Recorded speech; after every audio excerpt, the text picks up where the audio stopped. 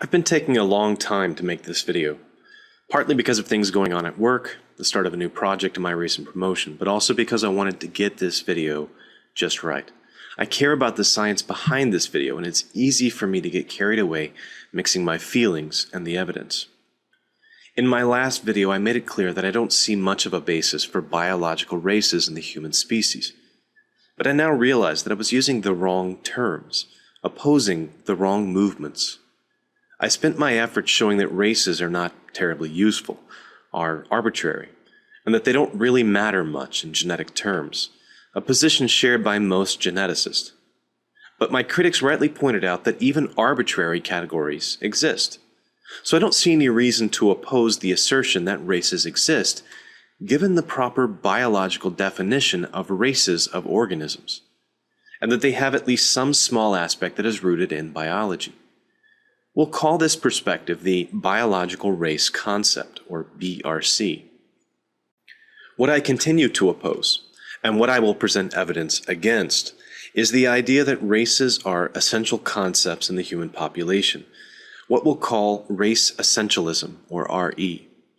This is the idea that the buckets we assign people to are somehow more meaningful than any other way of dividing human diversity.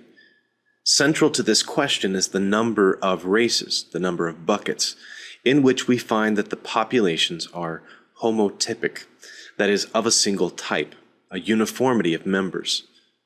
Race essentialists defend the idea that there is something in the biology that suggests the categories we draw, that they are not completely arbitrary, and it's an idea that has roots in Victorian-era science, an era that was dominated in the biological sciences by ideas like phrenology and eugenics and genetic determinism. We see these concepts reborn in the language of the race essentialists.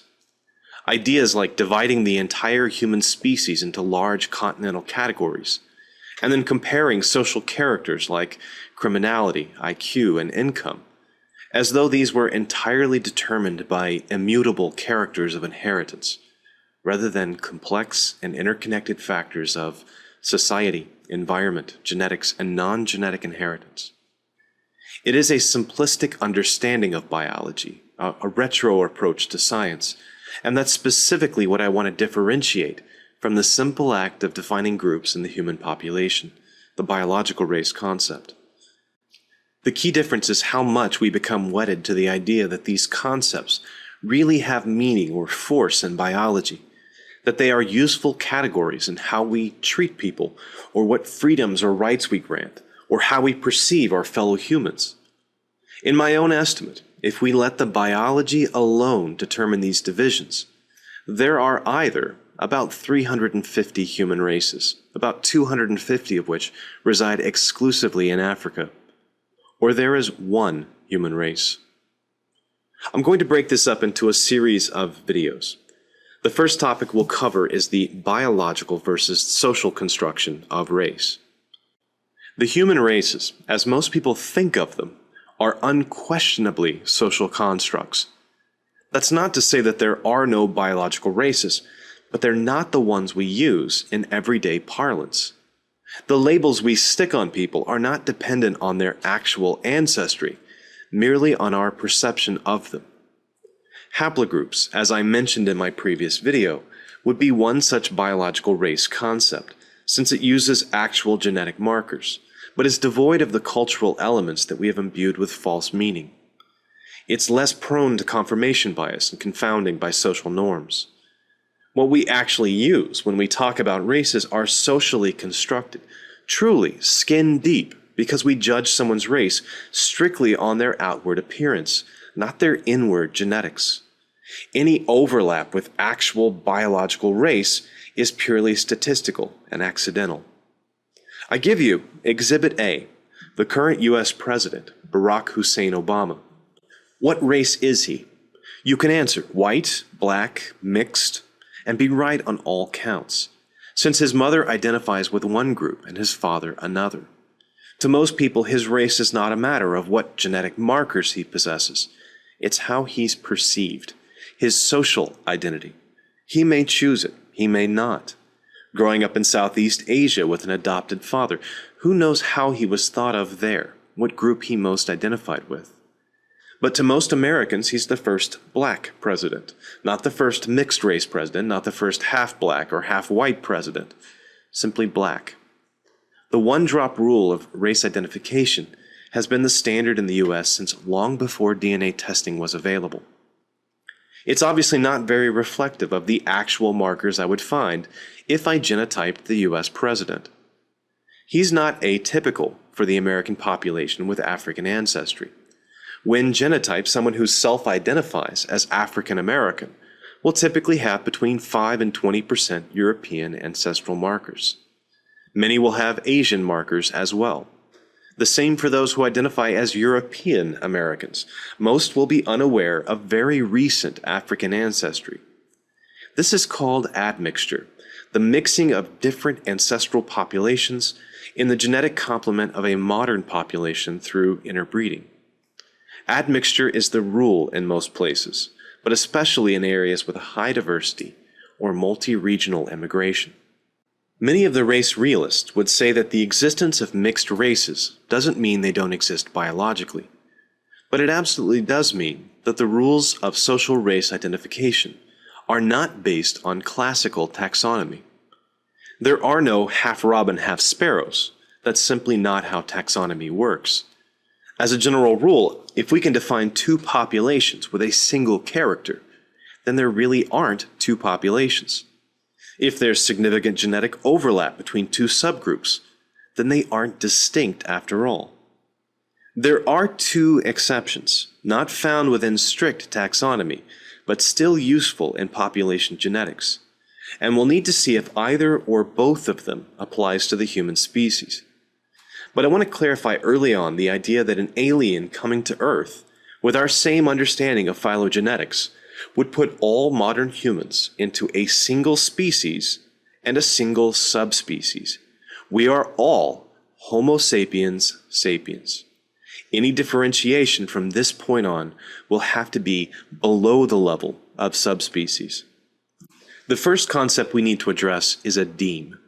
A deme is a distinctive group within a species where reproduction is still possible between the groups, but each group is subject to different selection factors.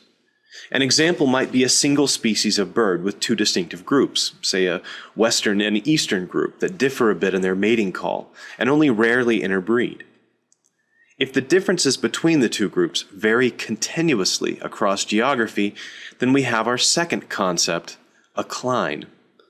A cline is different from a deme, or perhaps we could say a special type of deme, where there is no demarcation between the groups, what we would call a discontinuity. Imagine, for example, a species of rabbit with several different coat types, depending on the local environment, where the mountain deme blends into the desert deme in small steps. In classical taxonomy, a deme or cline would fall below the level of a subspecies, and the definitions for these groups are flexible and only very loosely defined. So how do we define whether a group is a subspecies, race, deme, or cline? The famous geneticist Sewall Wright, the man who wrote most of the equations that we use today in the field of population genetics, developed a particular descriptive number called the FST, or Population Fixation Index. It was a way of describing something we call population substructure.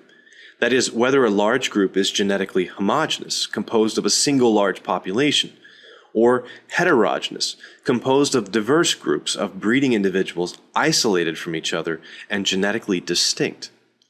This is clearly the best statistic for describing whether or not races are genetically distinct. The FST for modern humans is approximately 0.110, or we could say 11%. What that means, in essence, is that 89% of all the variation in humans is shared across all groups. Only 11% of human genetic diversity can best be explained by the presence of distinctive subgroups. Wright himself proposed that a subspecies should be considered valid when this FST value exceeded 0.25.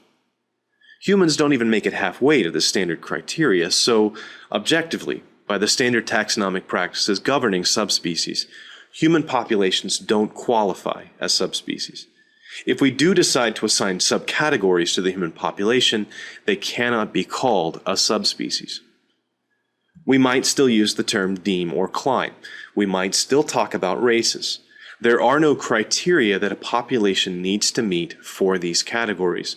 They're completely arbitrary in division.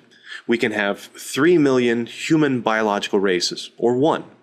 Both are equally valid because both are completely arbitrary buckets in which to put diversity. I want to make it clear that I don't object to arbitrary buckets. I only object to the essentialist concept that the buckets were there before we created them, and that dividing up diversity in this way reveals something significant. It's just an arbitrary division, like dividing up world history into the classical era, the Middle Ages, and the Renaissance period. It's a way of simplifying a continuum, breaking it up into understandable chunks. The essentialism in our history example would be to treat 400 BC and 350 BC as though some real division exists between them, beyond the 50 intervening years, simply because one falls into our arbitrary division of the classical period and the other does not. My central question in this video is, does the biology, the genetics, of the human population suggest that there is a good place to draw divisions, these buckets or categories? Are we defined best in terms of the Victorian era ideas of race, or rather the modern concept of arbitrary but objective divisions like haplogroups or clines? For that, we're going to have to look at some real data. The type of graph we'll look at first is called a principal component analysis. On each axis, or properly the eigenvector, we're going to use a combination of lots of genetic markers. I don't want to focus too much on the nature of these markers except to say that they're from non-coding regions, not from genes, but the vast distances between genes. They haven't been subjected to specific selection, so what we're measuring has nothing to do with adaptation to the local environment, merely the natural genetic drift of two populations with some reproductive isolation. Each dot on the PCA graph represents a group of individuals drawn from a different population. The goal here is to see how much of the variation in the dots can be accounted for by our two marker sets. If human races are distinctive demes, this is what they would look like. You'll find graphs just like this one on papers showing how biological races differ from each other. So why would I bring it up? Doesn't data like this destroy the idea that the races aren't distinctive? Yes and no. The problem here is one of how we select our populations. If you choose one population from Central Africa, one from Central Asia, and one from Australia, this is indeed what you see. Data like this suggests that these populations must have been isolated for a long time, with no intermarriage and hence a great deal of genetic drift and differentiation. Africans and Europeans didn't share a gene pool for a long time. However, what happens when we sample from all those geographic regions in between these distant populations? Now we can see what looks like a continuous change from one region to another. This is consistent with a model where gene flow is fairly continuous across geography. The only reproductive isolation was from geographic distance, so that markers found in populations in Africa remain distributed in populations in the Middle East. This is the classical presentation of a cline, the continuous distribution of alleles that we discussed earlier. Human diversity is best represented by a continuum of change across geography, with the occasional gap where a physical separation existed between two peoples, producing what is called in genetics a discontinuity. We see these clines on the global scale, say from Portugal to Siberia, but we also see them on the very, very small scale, even within a single ethnic group or national population. For example, geneticists can map a cline of Spanish markers into Western France, or differentiate French and German-speaking Swiss people.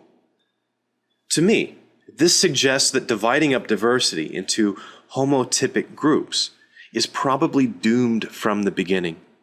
If you attempt to draw dividing lines at each steep sloped cline or discontinuity, you will find that there are anywhere from 120 to 600 of these clinal sets in the global population. If you attempt to keep your divisions at sharp discontinuities, you'll find that you can't have more than one or two subgroups. That's why I say the number of human homotypic races suggested by biological diversity is either about 300 or 1. There just are no other divisions that account for the continuous changes both between and within populations. Let's take our PCA graph and try some other arbitrary divisions. What we're going to alter here are called inferred populations, and we assign the capital letter K to this number. If we assume two homotypic groups exist in the human population, that is, K equals 2, this is what the analysis looks like. Perfectly valid. We've created two lobes. Set K equals 3, and now we have 3 distinctive populations, suggesting a central population that 2 groups migrated from. Set K equals 4, and we have the basic continental populations. Again, the data isn't changing, only how many inferred populations we assume. If we increase K to 9 inferred groups, you get an analysis that still looks quite valid. There's nothing in the data here that tells us what value K should be, unless we already have a goal in mind. So how does my simulated data compare to actual PCA analysis of human populations? Let's look at a few. Depending on how we set up the markers and the populations, we can get tightly clustered demes, or we can get clinic variation. That information by itself can tell us something about the history of our species. In the next video, we'll take another look at admixture data using a program called Structure, and we'll explore the question of IQ, criminality, and the presence of genetic markers from ancient hominins in modern humans. Thanks for watching. Every cell of each plant and animal contains genetic information coded onto the DNA molecules. The model